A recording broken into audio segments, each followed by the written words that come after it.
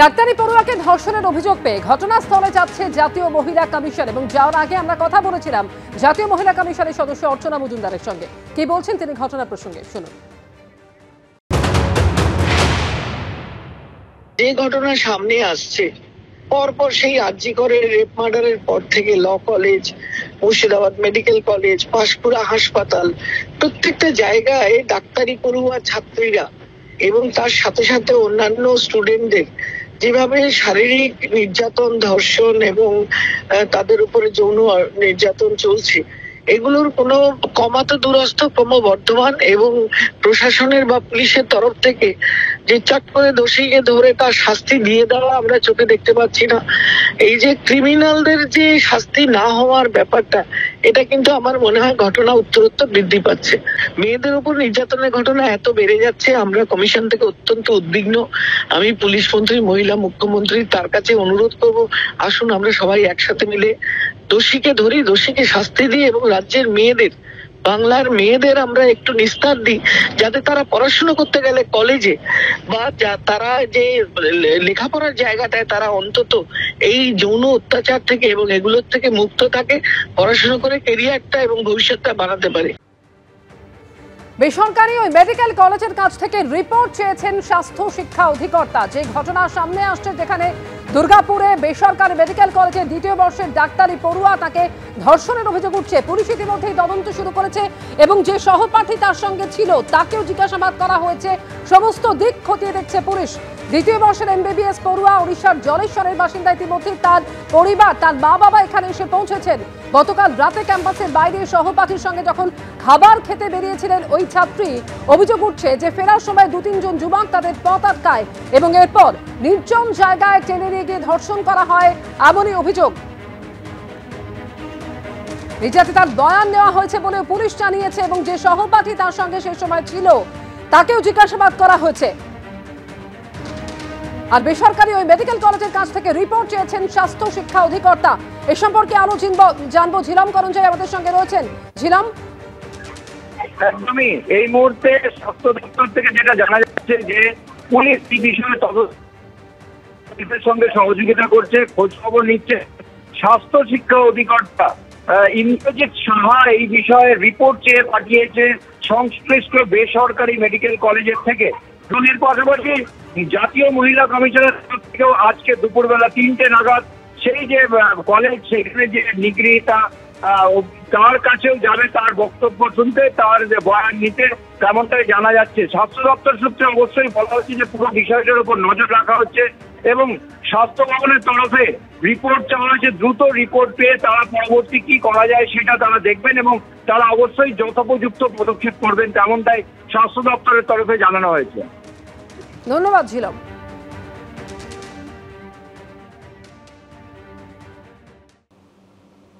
Voter তালিকার বিশেষ সংশোধন শুরুর মুখে রাজ্যের মুখ্য নির্বাচনী আধিকারিককে দুর্নীতিগ্রস্ত বলে কড়া আক্রমণ শানিয়েছেন মুখ্যমন্ত্রী। পাল্টা জবাব দিতে গিয়ে মুখ্যমন্ত্রীর দফতরের সঙ্গে যুক্ত সরকারি কর্তাদের বিরুদ্ধে দুর্নীতির অভিযোগ ফাঁস করার হুঁশিয়ারি দিলেন বিরোধী দলনেতা। এখানে যিনি সিইও স্টেটের থেকে যিনি গেছেন, যিনি যার বিরুদ্ধে অনেক কিছু অভিযোগ আছে, আপনার যে পারিষদ বর্গ আছে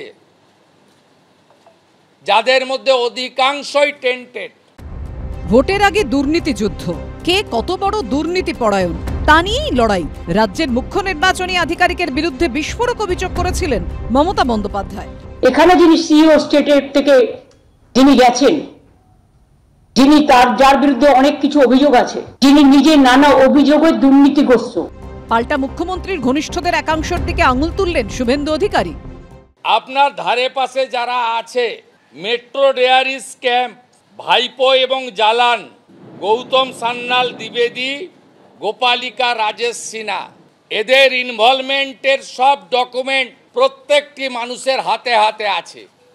আপনার আইএস অফিসাররা, মনীষ জৈন কেন সিবিআইর ডাকে নিজাম প্যালেসে গেছিল, আপনার অ্যাডভাইসার আলাপন ব্যানার্জির রিটায়ারমেন্ট বেনিফিট কেন এখনো চালু হয়নি, আপনার আরেক অ্যাডভাইসার দ্বিবেদীর এইচআরের টাকা হাতে নাতে ধরা পড়েছিল, 16 লক্ষ টাকা এইচআরের চুরি করেছে। তা আপনাদের হাতেই তো সিবিআই, আপনাদের হাতেই তো ইডি, তা আপনারা সেখানে বলুন। এইসব কাল্পনিক গল্পগুলো যে ছাড়ছেন, আপনারা বলছেন অমুক দুর্নীতি তমুক দুর্নীতি, আর ভাই তদন্ত করছে কে? সিবিআই। কার সিবিআই? বিজেপির।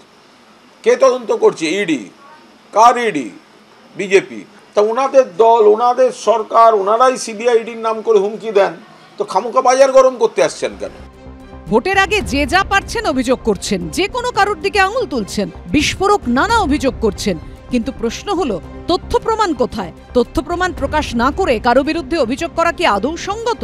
রুমা পাল ও আশাবুল হোসেনের রিপোর্ট, এবিপি আনন্দ, কলকাতা। ইআরও ও এইআরওদের নিয়োগ নিয়ে বেনিয়মের অভিযোগ তুলে নির্বাচন কমিশনে অভিযোগ জানালেন শুভেন্দু অধিকারী। বিরোধী দলনেতার অভিযোগ, ডব্লিউবিসিএস আধিকারিকদের বাদ দিয়ে জুনিয়র অফিসারদের নিয়োগ করা হচ্ছে ইলেকটোরাল রেজিস্ট্রেশন অফিসার ও অ্যাসিস্ট্যান্ট ইলেকটোরাল রেজিস্ট্রেশন অফিসার হিসেবে। পাল্টা জবাব এসেছে তৃণমূলের তরফে।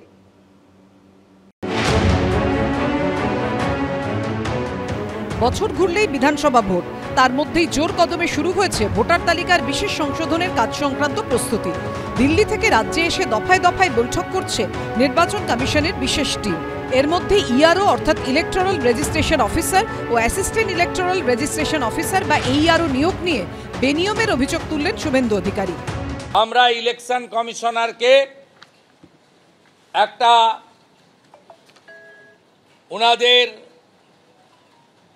3 অক্টোবরের যে guideline appointment of ERO and AEROs, আমরা ভায়োলেশন লিস্টও জমা দিয়েছি। শুক্রবার সকালে ইআরও নিয়োগ নিয়ে অসঙ্গতির অভিযোগ তুলে নিজের এক্স হ্যান্ডেলে শুভেন্দু অধিকারী লেখেন, অন্তত 226 জনকে জাতীয় নির্বাচন কমিশনের গাইডলাইন অগ্রাহ্য করে নিয়োগ করা হয়েছে। এই বেনিয়মের ফলে নির্বাচন প্রক্রিয়ার বিশ্বাসযোগ্যতা নষ্ট হচ্ছে। এরপর দুপুরে রাজ্যের মুখ্য নির্বাচনী আধিকারিকের দপ্তরে গিয়ে বিষয়ে নালিশ ঠোকেন শুভেন্দু অধিকারী। সেই সঙ্গে মুখ্য নির্বাচন কমিশনারকে অভিযোগ জানিয়েও চিঠি দিয়েছেন তিনি। আমরা ইলেকশন কমিশনারকে একটা ওনাদের 3 অক্টোবরের যে guideline appointment of ERO and AEROs, আমরা ভায়োলেশন লিস্টও জমা দিয়েছি। দক্ষিণ দিনাজপুরের কুমারগঞ্জ, দক্ষিণ দিনাজপুরের কুসমন্ডি, দক্ষিণ দিনাজপুরের তপন, হুগলির চাঁপদানি, চণ্ডীতলা, জাঙ্গিপাড়া, অসংখ্য আমরা ভায়োলেশনের ইআরও এইআরও নিয়োগের ক্ষেত্রে যে ভায়োলেশন, সেই ভায়োলেশন আমরা দিয়েছি। এর আগে এসআইআর অর্থাৎ ভোটার তালিকায় বিশেষ সংশোধন সংক্রান্ত কাজ নিয়ে বিএলওদের কার্যত হুঁশিয়ারি দিয়েছিলেন মুখ্যমন্ত্রী। পরিষ্কার বলি, ভোটার লিস্টের কাজটা ভালো করে করবেন, আর বিএলওদের দয়া করে বলবেন কাউকে হ্যারাস করবেন না, কারো জেনুইন ভোটারের নাম কাটবেন না। এরই মধ্যে ভোটের সময় ওয়েবকাস্টিং কেলেঙ্কারিরও বিস্ফোরক অভিযোগ তুলেছেন শুভেন্দু অধিকারী।